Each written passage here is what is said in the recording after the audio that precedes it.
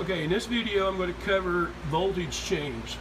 Occasionally you guys want to change voltage after it gets there. Okay, the voltage on this particular motor, there is the schematics of what is. You got a high volt and a low volt. In this situation it's 230 low, 460 high. Okay, and then you'll have to change your wires. You've got numbers on these wires.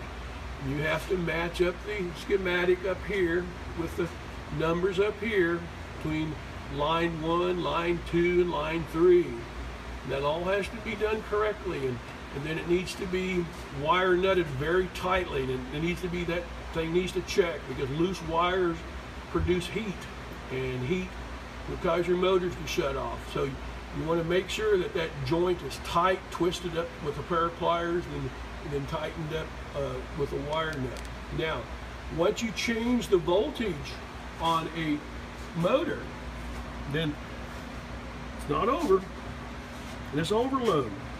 See, this overload is what protects everything, and everything is based off of the amps.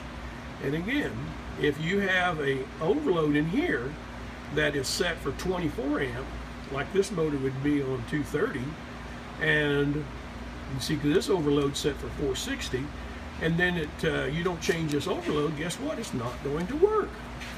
So sometimes we even have to change the contactor. Sometimes the contactors, in this particular application, this contactor is designed to cover the 12 amp, 16 amps was covered, but it will not cover that 24, okay? So you have to change, in this case, the contactor and the overload out. So we have to, when you change the voltage, it's not just flipping a couple wires and I'm going to town.